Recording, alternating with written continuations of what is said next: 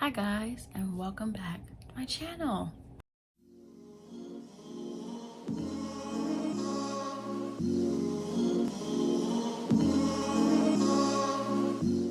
Today we're going to do something I've never done on my channel before, but I've been wanting to do. We're gonna do a Q&A on like a whole bunch of different stuff. And I have a bunch of questions, and we're gonna do my makeup. I was gonna do a specific makeup look, but I'm gonna just do random stuff. And so I feel like this is great. I haven't posted as much on YouTube, and I'm really upset about that because every time I tried to post, I would keep going back and looking at my videos like, this is boring. Like, I know nobody wants to watch this. If I don't want to watch my own self, I know you guys don't want to watch it. Like, if I'm boring myself, I'm not posting it. It's just not happening. Honestly, my life has been very boring recently.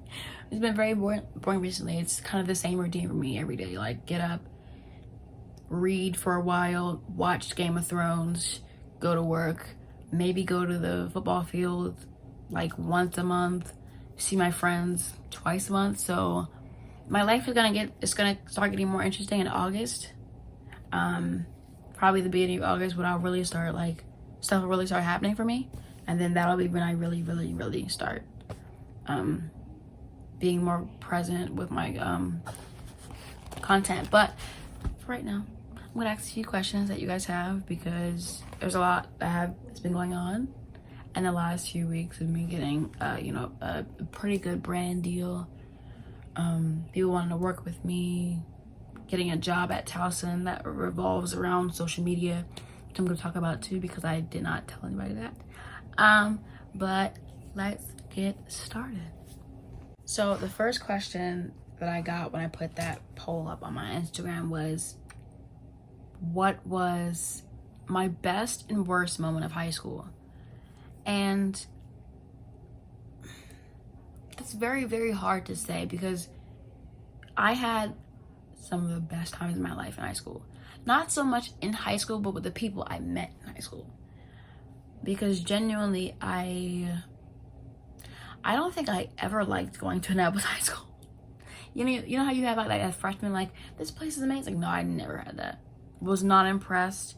I was not a fan from the jump. And so I feel like my best moments, I'll say where they are. All my best moments were either on the football field, in the field house, the cafeteria, or Miss Mish's room. Those are where I had my, most memorable and happy moments at A-High. With the football team last year, junior year was my best and worst year.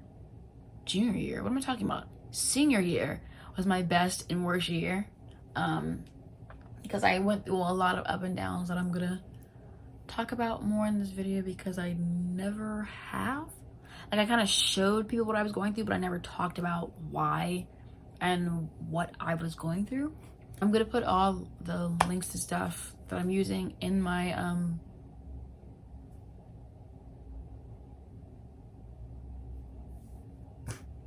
what's it called? The bio thing. Whatever. Down below. I'm going to put everything, all the links to all the prompts I'm using. And I'm also going to put it in the corner right here. Just the name of the products. I don't put the links down underneath. My worst moment in high school, the first place my mind is going to is me falling down the stairs every single year, because without fail, I managed to fall down the blue stairs every single year. And senior year, I fell down multiple times, I believe. Yeah, I fell down multiple times because I was chasing after one of the boys, and I slid. Yeah, I remember that vividly. Anyway, but that's the first thing my mind goes to with the worst moment. Worst moment, like, emotionally. Not worst moment, like, oh my gosh, I'm so embarrassed. My worst memory was me in the back of culinary, sitting at a table with my friend Noah, and me just being fine for a second, and then I looked down and there was a puddle of tears in front of me, and I've never seen there be, I've cried before, right? But usually I'm a person that's okay, cried, I'm done. No, this was not a situation. Full on bawling, just a puddle of tears. Noah's panicking because he has no idea how to deal with what's going on here, because again, no one's ever seen this from me before. So that was one of my worst moments. I have so many worst moments because as I'm talking, I keep remembering more, like the time I was in one of Miss Mish's classes, and I didn't have class at the time, but I was waiting for my mom to come pick me up. I think I don't know what was going on, and I was with my friends, my favorite people in the world, Ayana and Sanaya. And I don't remember what happened, because again, I went blank when this happened. But I remember Yana said that I turned white. And as someone who is, I shouldn't be turning white, right? So it happened, and I remember I kind of ran out to try to get myself together because I was hyperventilating. I think I was having an anxiety attack. I think I was having a really bad anxiety attack. And I was hyperventilating, and then I think I was fine. And then I came back in the classroom, and Henry asked me if I was okay, and I just spiraled out of control to the point where Miss Mish had to call my mother on her personal phone to come get me. That's how bad that was. And then my proudest moment in high school, which is another question. I mean, I already know what it was. I know that my best and proudest moment of high school was me walking across the stage. And not only because I walked across the stage, because of the name. So my full name is legally my full name was Demaria Paula Ryan Smith. And my name has a lot of meaning. I'm named after my father, DeMarco. I'm named after both my uncles, Paul and Urian. And so I'm a lot of people's namesake in this family. And I guess when I was younger, I just decided that I wanted both my parents' last names. And I like verbally changed my name to Demaria Paula Ryan Jr. Smith. And I didn't know, because I guess over the years that I started writing it more on my paperwork and stuff for when I was like, filling out my different stuff. And so at graduation, I knew they were going to do that at graduation practice, but at graduation, when they said my name, my grandfather was there, and that was huge for him because Dre is his name. And I think it shocked everybody because everyone knew that I had verbally changed my name, but nobody knew that I had like literally changed my name. And I know my mom, there's a video of my mom freaking out when it happened. It's not like she was recording me and then she heard my name and then the camera just went all over the place. So I think that was one of the proudest moments of being able to, represent both sides of my family and both sides of who I am. I'm going to step away from the high school of it all because I'm not in high school anymore. So the next question that I got that I was like, I don't want to answer this, was, do I believe in love at first sight? No. No. Not at all. That's true. I believe in infatuation at first sight. I mean, like, you could look at somebody and be like, yeah, they fine. I see you, you see me, right? But to like just fall head over heels for someone, and like, I don't believe you can fall in love with somebody without knowing them and knowing them for a while. And, sharing parts of yourself and conversating and stuff like that. I don't think you can love somebody until you know that. So you know things about them. I don't think you can just look at somebody and love them. That makes zero sense to me at all. And I'm already like a person who's kind of wary about the whole romantic love is like, I'm not very into. Familial love, like stuff like friendship love, that's something that I'm very aware exists. But the whole love at first sight makes no sense to me. And therefore I will not support it. I mean, I'm not gonna not support it. I just don't believe in it for myself. I'll say that. You believe in love at first sight, go off. That's good for you. I just don't. That is not something that I believe in. I got a question. What's in my purse?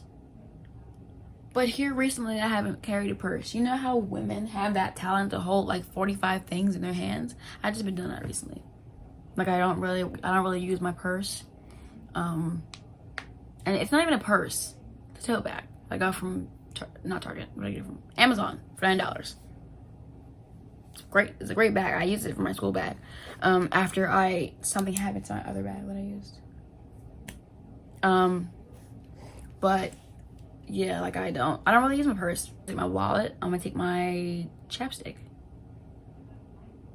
It's really all it takes with me. Maybe lotion, because I don't like any part of me being dry. Can't deal with it. Okay, I cannot live without some form of chapstick. I can't do it. Like, the amount of times that if I was to leave, and especially in high school, if I was to leave my chapstick home, my entire mood was blown for the day. There wasn't gonna be a hi Mari. No, don't speak to me. I'm mad. Okay, I could not stand it. So that's just, there's certain things that I don't leave the house with, and it's not a lot of stuff. Why did I start taking my social media seriously? Oh, I don't really think I did before this year. I think with me, it was, I would post like, once every good 4 or 3 months. I didn't really post on my story, and I really didn't use my social media. I was like on it and stuff, but I didn't post on it a lot. I think working with the football team and having to, work a lot closely with social media and content, I discovered how much I enjoy doing it. And then I kind of just was like, okay, so this is the thing. Maybe I can do it on my own. Like, I had the thought to start a YouTube channel when I think it was around this time last year. But I was like, with everything I had going on, I was like, I don't have time for it. Like, when I tell you, I have an issue where, like, I can't stop moving. This summer has been so boring for me because I'm not overworking myself. Like to go through my schedule from last summer, every day, getting up, crack of dawn, 9 o'clock, going to work, working maybe from 10-ish to 3, okay? Then taking about a 2-mile walk to Annapolis High School, being an amazing manager, because I'm gonna start tooting my horn now, guys. This whole, like, no, I'm done with that. I'm gonna start tooting my horn. I'm great. Okay, so I was going there and just doing anything I could, like anything and everything, above and beyond, for no reason, by the way. It wasn't necessary, but I just did it because I'm a person that goes above and beyond. But doing that, right, coming home, helping my mom with her second job, going to my second job, coming back home, scrubbing my body down, because being in that heat every day, disgusting. And then there were also some days where I would wake up even earlier and go to work earlier, so I could get off earlier so I could go see Mish. And we would sit in her classroom or sit outside and talk for a little while, because she was doing summer school or whatever. And so that was my summer was don't stop. And now my summer's just been, I'm bored because I'm not in high school and I don't have my extracurriculars anymore. So I'm just waiting for my life to start again. What was the question? How did I get so far off? What was my question? Oh, how did I start social media? So yeah, I think working with the football team really encouraged that side of, me doing anything. So I think that was really it. It was just working with that football team and having to work closely on social media. And I was like, that's kind of fun. This is kind of like doing edits and stuff. I didn't know I enjoyed doing that and stuff. Like, it was so much fun. I got a really good question, was how do I plan on implementing journalism in my career, because I'm going to college for journalism. And honestly, there is so much I could do that I have no idea. I have a bunch of different things that I know I want to do, like working for Sports Illustrated. I would love doing that. Like, I'm gonna apply for an internship there very soon. Like, I would love to write articles on sports and stuff. But then also, breaking into sports as a woman, number one, is hard, and then as a Black woman, it's even harder. So there are multiple different things I can do with it. Like, I'm like, do I want to suffer through all of that and then take the risk of not being happy? Or would I rather do something like, honestly, if my social media was to take off, first of all, I would use it a lot more. I would obviously be like a heavy influencer, a heavy influencer. But then I would also work at the same time I wouldn't just do that as a career, because that's not that, I don't feel like that would fulfill me. Like sitting in my room talking to a camera every day, I don't think that would, I would think I would get so bored of that. But honestly, like working for like like Vogue magazine, being a photographer for an NFL team, all of that stuff is very interesting to me. And journalism is such a broad aspect of things that I could truly do whatever I wanted. Like I genuinely don't think I've had a moment of peace in my lifetime, because I've always been consistently anxious. And I wanted to be a doctor because I was like, that'll make the most money. I can help my mom. I can get my mom and my dad a really good house. They can be really secure. They could be healthy and stuff like that. And that was what I was thinking. I never thought about myself, not once, about what I wanted to do. And so I ended up going to Cat Self's nursing program, and I did 2 years of it. And I just was miserable. Honestly, I was not enjoying any of it. Like I hated it. And I had to, and when I told my parents, like, I want to drop out of this, I don't want to do this anymore, I was like, I was very frightened about how they would react. But my mom was like, my mom's biggest thing for a lot of years was me being healthy. Like, I'm gonna also tie this into that question. That question was mental health and like what that means to me. My mom has always been very concerned about my health. Not only my physical health, but also my mental health, because my mom used to say that even from a child, I was really anxious. I was an anxious baby. Like I have a tick that I have that comes back every once in a while. Even it was very prominent when I was a little bit younger, but I bite my hand or I'll pinch my hand.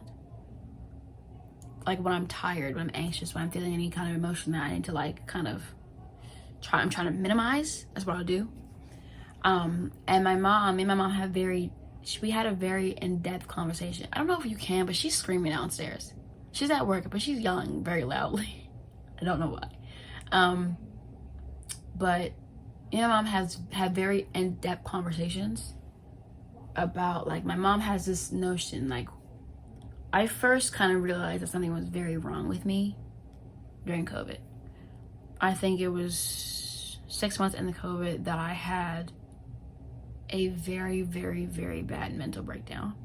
I don't remember what triggered it. I know it was bad, and to the point where I went in my mom's room and closed the door, and I was like, I need help, and I need serious help.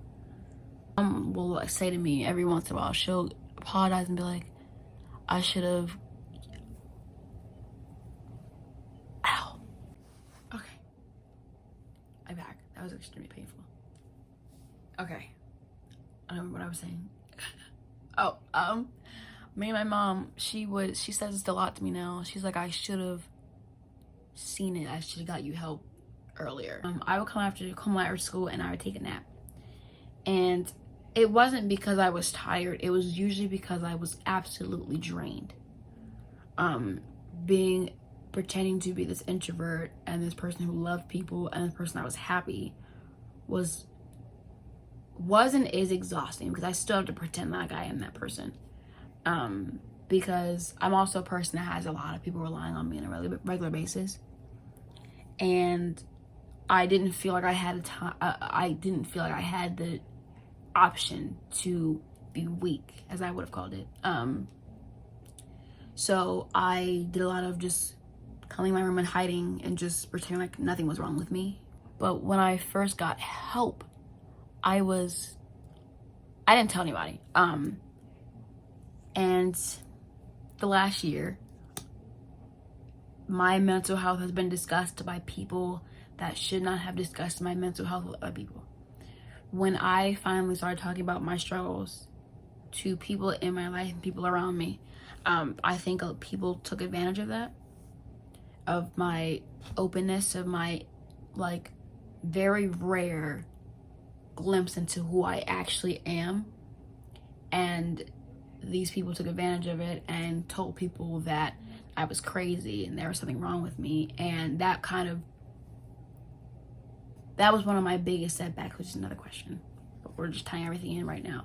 Was that was a huge setback for me. Like, coming to terms with the fact that I have bipolar disorder and I have acute anxiety, and coming to terms with the fact that I was bipolar was very, very hard for me. Like, I was like, because when you hear, as a Black kid, being bipolar is not something that we talk about. Being bipolar is, oh, she's crazy, she can't control herself, she's not stable. And when I was diagnosed with it, I was like, nah, that ain't me.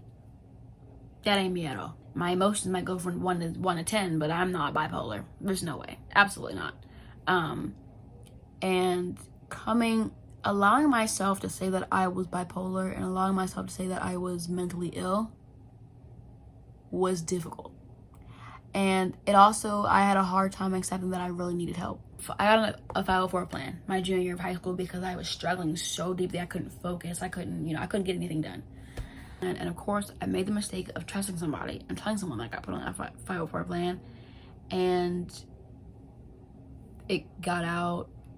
I was made fun of. I was called slow. It was a bunch of things. And again, I don't tell people when I deal with certain things because I like to handle it myself. My mom didn't know any of that was going on. I don't think my mom still knows that I was made fun of for being mentally ill, but she'll know in this video. My mom just found out about a lot of stuff that I was going through in high school this year.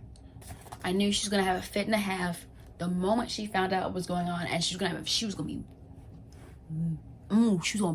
be so mad, but I didn't tell her. And just like I thought, the next day I went to school and I got a text from my father saying I'm here, and I'm like, I wonder where he is. Come to find out, I went downstairs, both my parents are in the office. My mental health was something that I completely pretended did not exist.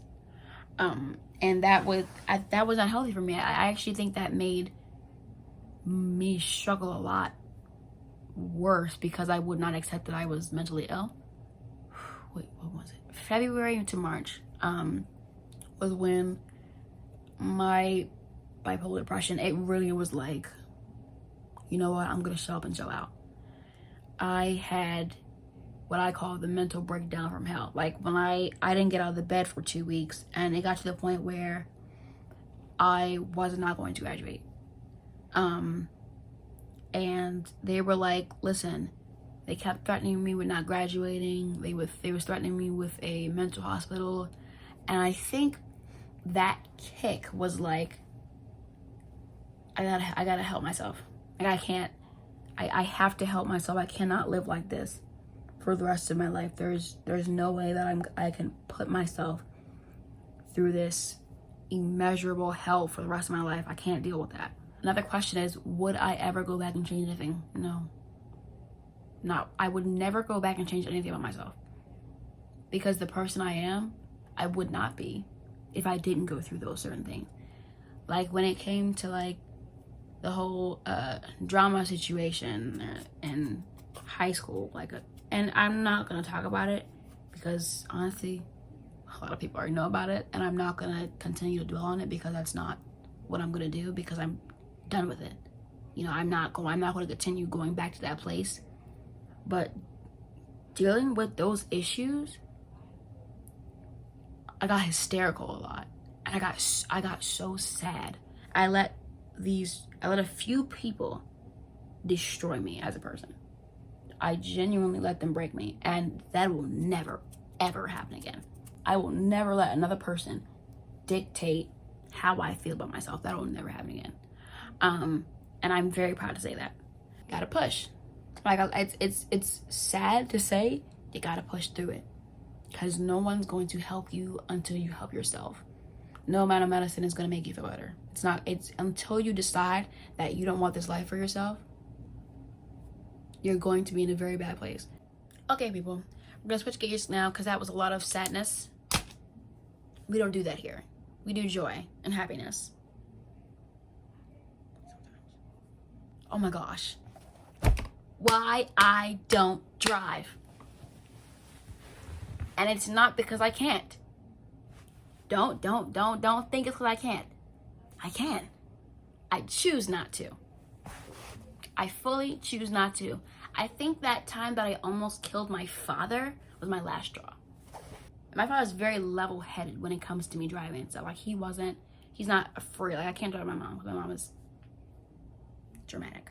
But my dad was very level-headed. That was the first time I ever saw him get he was a little frightened. And I was like, you know what? This ain't for me. And my mom was like, well, we gotta, we're gonna get you, a car. We gotta start saving up money so we can, no, we don't. That's what the bus is for. So that is why I do not drive. And I'm so okay with it. I will not take judgment. I won't hear any opinions. I'm not doing it. End of story. Now, we're into my favorite segment of the day. Okay, people. We've gone through all the questions. We have one question left. And I think it's the big question that everybody wants to know, because for some reason this was a huge problem for people. And it's why I chose Towson. If you don't know already, I got accepted into over 10 colleges. Most of them very prestigious, most of them very well known.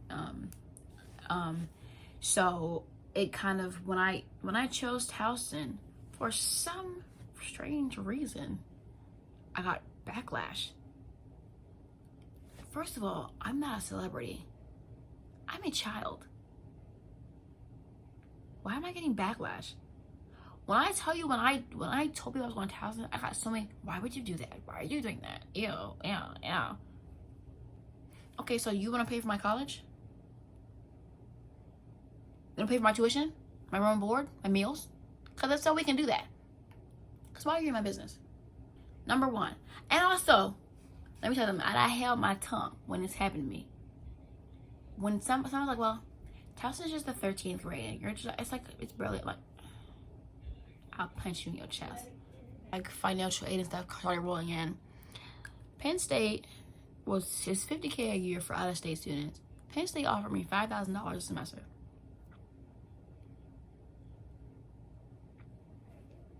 When I saw that, I thought to myself, excuse me?